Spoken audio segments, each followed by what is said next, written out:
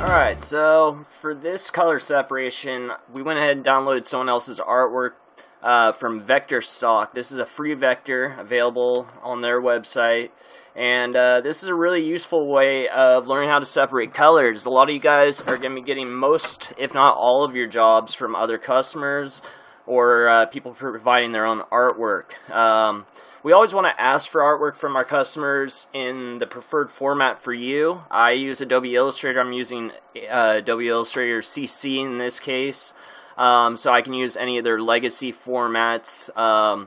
But if you're using CorelDRAW or whatever, you want to ask for it in that format if possible. If not, a EPS or PDF file is preferable after those. We want to try to stay away from JPEGs, TIFFs, GIFs, PNGs, things like that. We can work with them. We just have to do some tracing and other things that that will be another video for, though.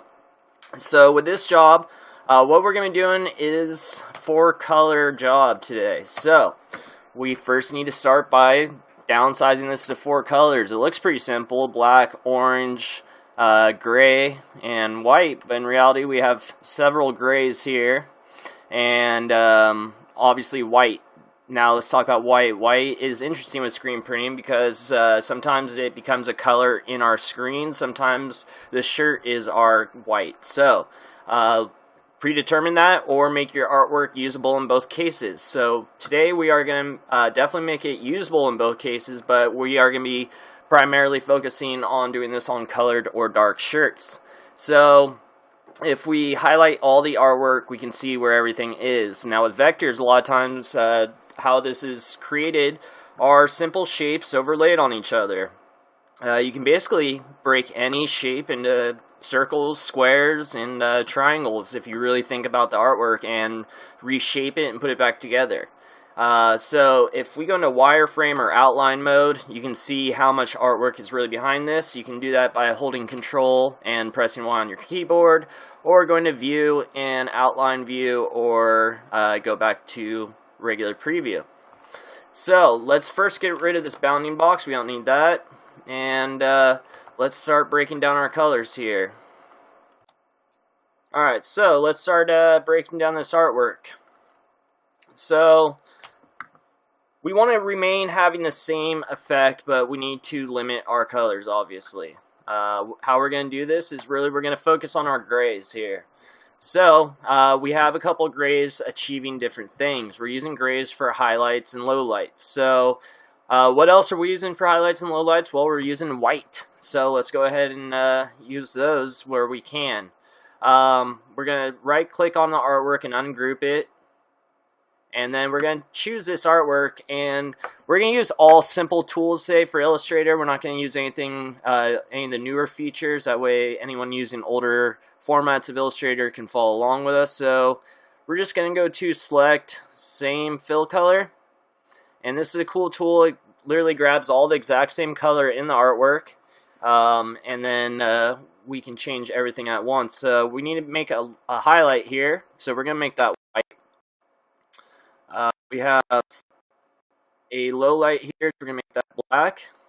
Oh, sorry. Let's go ahead and see if there's any other artwork in that same color. So again, select same fill color. And nothing else selected. So we're going to make that black. We got this little guy hiding here. And we're just going to actually use the eyedropper and make that the same color gray. It's, again, a highlight on black. So we don't need to go all the way to white on that. And let's choose our main color and see how much of it is actually all the same color. A lot of times things can be shaded off, and we need to make it all the same. So, looks like most of it is that color, but we do have some gray hiding back here, as well as down here, and we still have this guy up here. So, remember where that artwork kind of was. I'm going to go ahead and grab one, select same fill color. Obviously, we want to grab everything that's going to be that color and change it all at once. And again, click on the same gray. And just to make sure, let's see how much of this we grabbed. We may have grabbed everything. And again, we still have color here. and we have this color up here. So let's go back and grab this color, and that's our black. Actually, we can see up here, so let's find another place to grab that handle. Maybe zoom in a little bit. When you're zooming in with a box like that, you obviously need to zoom or draw the box around where you're trying to find. So now we have that gray there. Let's go ahead and make that the same color, and while it's highlighted, select same fill color and see how much of that we can drag away.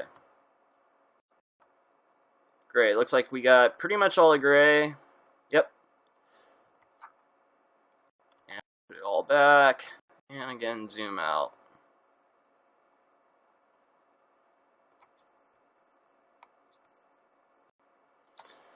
Alright, so we have this last little bit of gray up here. That just needs to be a little light around, or highlight around a black, so make that our gray. Oop. And we can see we grabbed the wrong one. So let's make sure we grab the right one. And we can also go to fit artboard and window when we want to zoom out. It's a handy little tool there.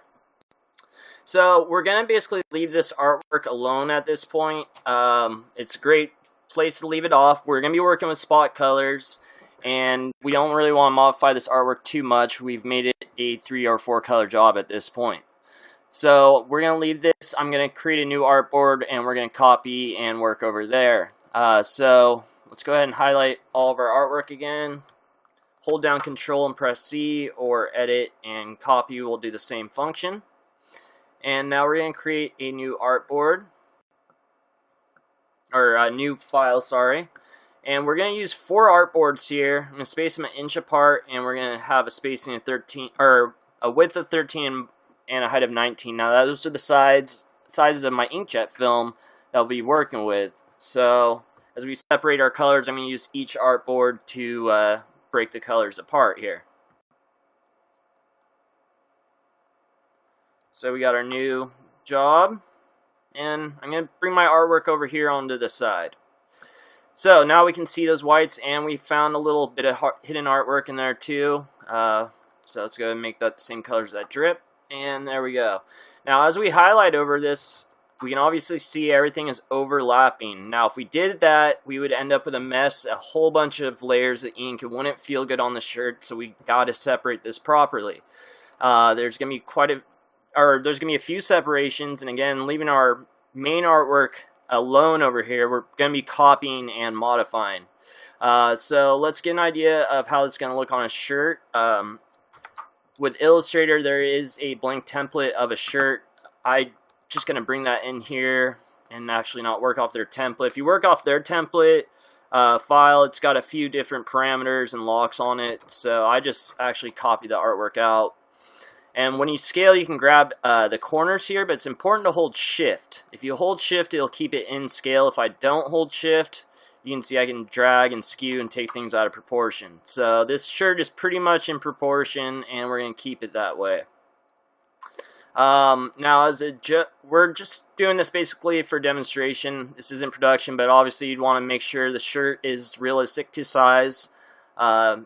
Looking up here, we can see the sizes of the extents of the material, or the shirt. We're just going to go rough, so if I draw an 11-inch box, which is pretty much a good size for like a large shirt chest piece, and that looks about right there. So we're going to leave the scale of that shirt alone, and then we can bring this artwork over here, and we're actually going to be placing it kind of down low on the shirt. Now you can see I kind of left a little bit of art. So first we're going to Control G and get all the artwork together. That way when I drag it or anywhere, we can get everything together all at once. So again, highlight everything, Control G, or you can right click and you'll see Group here. Let's go ahead and do it that way. Right click, Group. So that way it's all together. Now we brought this t-shirt in second, so that's going to be on the top layer. So let's go to Arrange, right click, Arrange, send it back, and then we can have our artwork on top. So that looks about realistic, about the size. This is going to kind of wrap around on this shirt. And now let's go ahead and scale it. I kind of want it to be a big print. I can't obviously exceed the size of my material. So I got a width of 12 inches there and a height of 13.6. So that will fit on my film, obviously. It's a good size print. Shirt will probably be a little bit smaller, roughly about there. So we'll end up with a cool design. Now if you want to modify the design, this is a cool one that may lend itself. Obviously we can go ahead and just drop a logo or design in there. We'll go ahead and grab one of our logos and let's make that the same orange.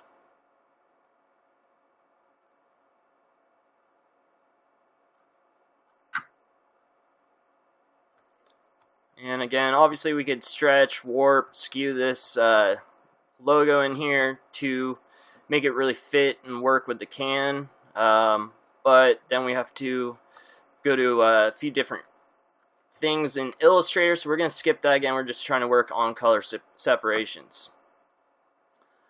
So now we have our artwork ready. Let's go ahead and again, I'm going to make another copy of this without the shirt. And now I'm going to make my registration mark so I can line everything up. The way I'm going to do that, I'm going to show you how to actually make your own symbol here, is take the ellipse tool, just click anywhere and this will pop up, and a good 1/2 inch by 1/2 inch circle lends itself really well for registration.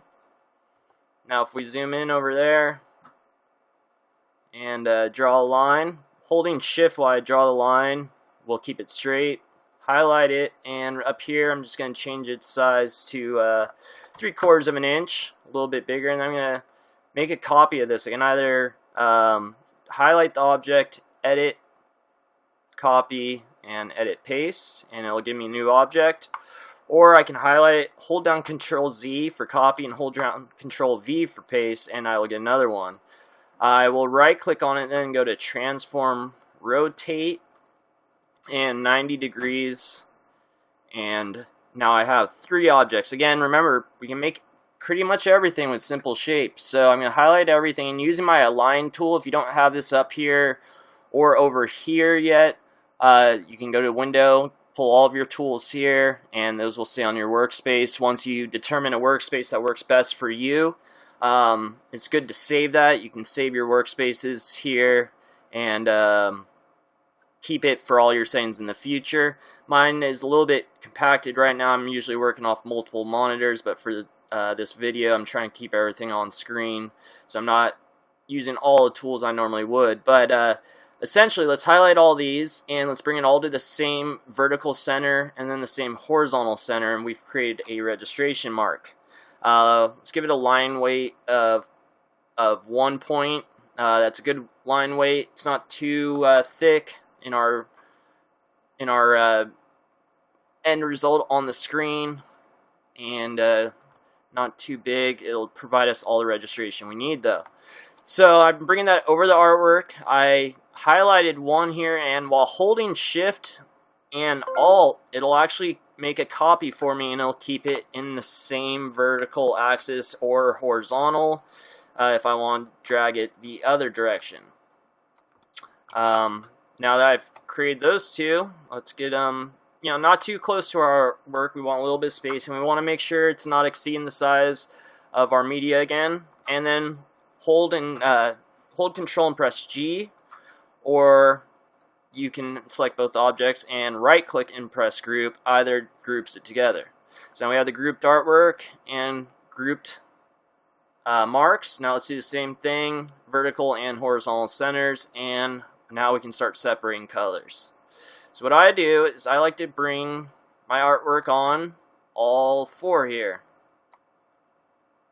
Or actually, let's do one at a time to get started here. So what we're going to do is start with our white base. It's going to be really simple. We're going to select all the artwork here except for our reg marks, and using our Pathfinder tool, again found here if you don't already have it up, we're going to use this here, and if you hold your mouse over it, it will tell you what it's going to do. It's going to unite. Other artwork will call it weld, merge, depending on the software. So highlighting everything and pressing weld, we got everything as one object. That's going to be our white base. So that one is ready to go. Let's go ahead and copy our artwork again. And I have my smart guides on, so it is helping me to keep everything in line. And I'm just roughly keeping things centered on the film as well. So our next color here will be to separate our next color, whichever we decide.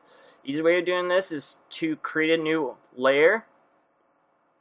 And we're going to collect all this next one. We're going to right click and say send to current layer. I'm doing this because now I can lock my old artwork and I cannot modify anything now. So what we're going to do here is kind of cool. We're going to again use the Pathfinder. We're going to repeat these steps now for our other three colors. So let's go ahead and get that centered up. Now here we're going to use this tool. This is a very handy tool. It's called Divide. It's going to divide every overlapping object. Again, if we look at our artwork, we can see how complicated it is and how much simplified it can become as we separate colors and get rid of all the minute stuff. So if we select everything here and divide everything, it didn't change the appearance of it, but now if I right click and ungroup, I can pull parts apart separately. So now our artwork is no longer this big mess behind it, layer over layer over layer. So now we want to only define certain colors, so let's select the same fill color again. And this is only going to work in what we're working with here, or the unlocked layer. So I'm going to select this and drag down my orange. So now I have that down there, and I'm actually going to create another new layer. This one I'm going to send to my current layer. I'm going to rename this one layer orange. Now again, these are spot colors. We can predetermine or change these colors on the press itself, so what we're seeing on screen does not necessarily mean what we're locked into. Next I'm going to go for our next color, select the same fill color gray. I'm going to grab that and bring that over here. Now before we go too much further, I forgot on the last one, so we're going to select everything. We can see how busy and complicated that is. If we zoom in a little bit and go to our outline, again we got a lot more going on there than we actually see, right? So let's simplify this and weld everything together. So now when we go to we still have a lot, but we got rid of a lot as well. And now we're going to make sure we group this together again. Now remember, I'm copying these registration marks every time, and I'm not moving this artwork once I do so. That keeps my registration right where it needs to be. I'm going to take all this artwork and weld this all together, or combine. And actually I just saw this little guy here, so if I double click on that, I can actually isolate just one piece and delete it. That was just some hidden artwork that I need to get rid of. So now we have our orange, and let's make sure we group that so that doesn't move. We have our gray, and last we're left with our black. Again, all these other colors have been locked, so we're not modifying or changing anything.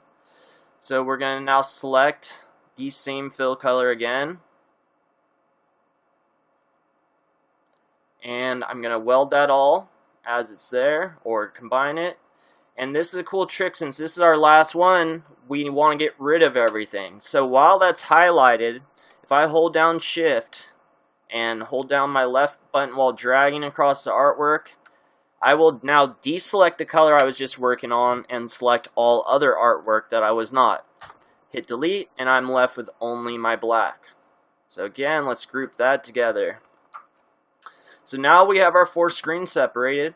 We're ready to print these out. Let's just go ahead, and now that it's all black, let's ungroup that because we're working with outlines and fills. So let's leave our registration marks alone And let's give this just a 100% black. And again, same thing here. And remember, what we're seeing visually is not what we're going to see on the screens or on the press or on the end result. We're going to determine that by using spot colors on the press. Again, I'm going back and grouping this together so we're not losing anything. This is grouped. And if I want to go ahead and put these all into their own layers, again, this just helps when I go back. If I have to modify artwork, everything I can get rid of at a time, work individually, and it keeps everything nice and neat. So let's go ahead and send that to this layer. Again, range, send to layer, and let's rename that guy black. Alright, perfect. So now I can get rid of my orange, my black, my gray, and even though they're separated here, I still know what colors they are by labeling them. And it's always good to also go ahead and label your screens. So let's go ahead and label that. Let's get rid of the text here.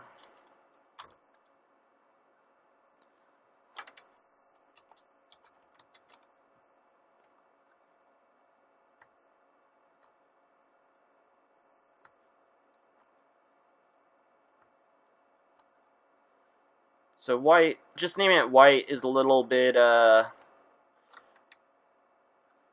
really definitive, especially when we're using spot colors. This might not be a white base, so let's just go ahead and be a little more descriptive. Screen 1, because we know that will always be our first color. And then we're just going to go ahead and leave that there. I'm going to Control Shift and basically just place these again. Now I'm just holding Shift as I'm selecting, I'm copying, and Shift and Alt allow me to drag them and keep them in line. So now I have 4 things of text basically in the same place, and now I will just rename them accordingly.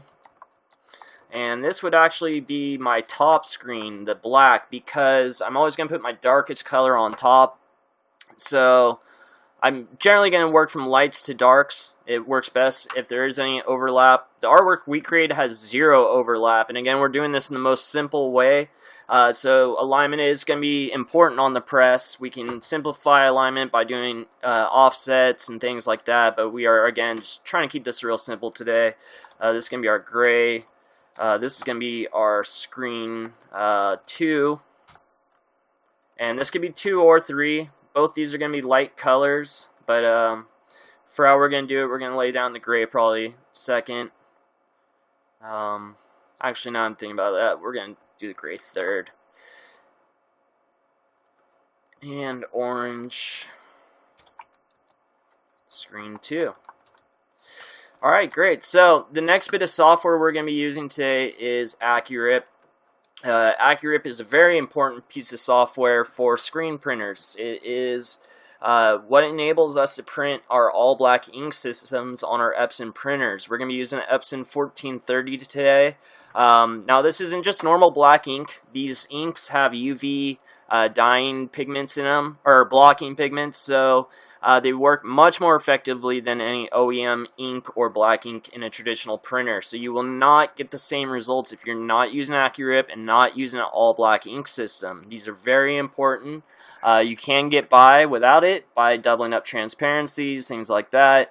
But it's really bad when you're trying to do fine lines, things like that. So it's worth the investment. AccuRIP, it's the driver and RIP software that goes in between your software and the Epson 1430 or Epson printer with a black ink system. So let's go ahead and unlock this layer here and go ahead and make that our 100% black again.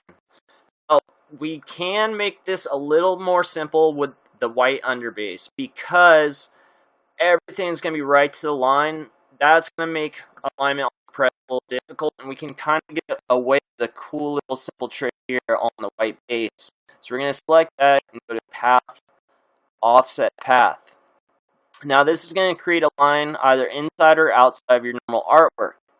You can preview it and you will see what it's going to do. Now we simply want to make a small inline on this, so the white will actually not be going all the way out to the artwork. We're just going to leave just a tiny little bit of color overlapping. So let's give it a really small number, negative 0.01 inch.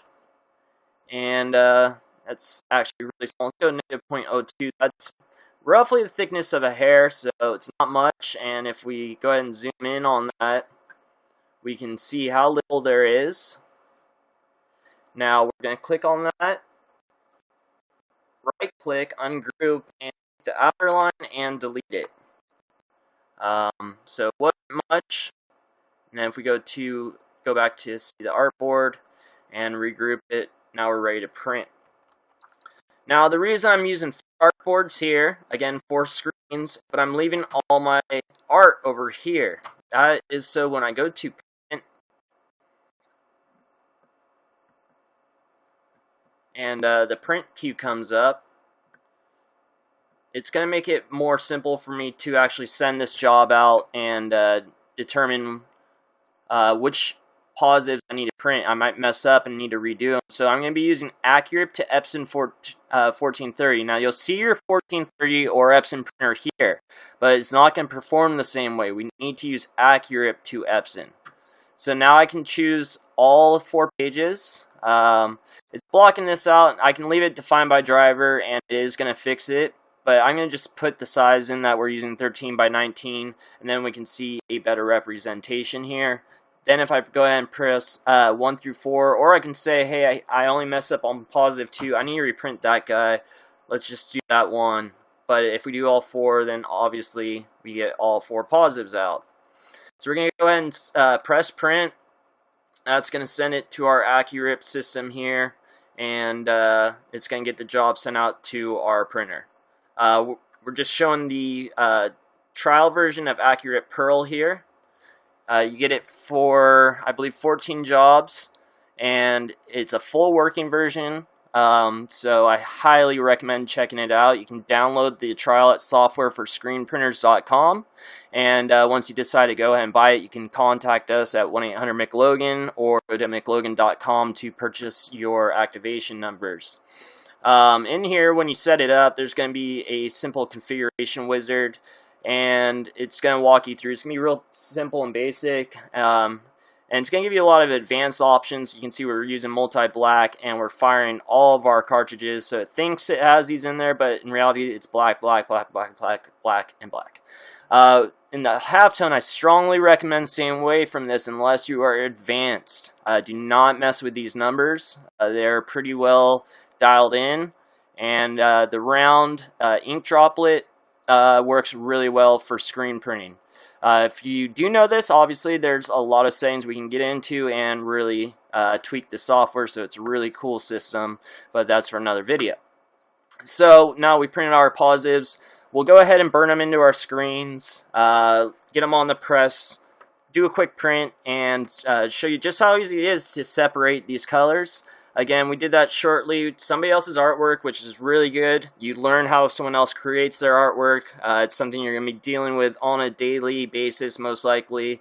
And best way is not to get frustrated, but learn how to work around someone else's designs. Now, if we were doing this from the ground up, we'd probably design it slightly differently, knowing that we're going to be separating the colors in the future. Or we could have created the same way and taken these simple steps.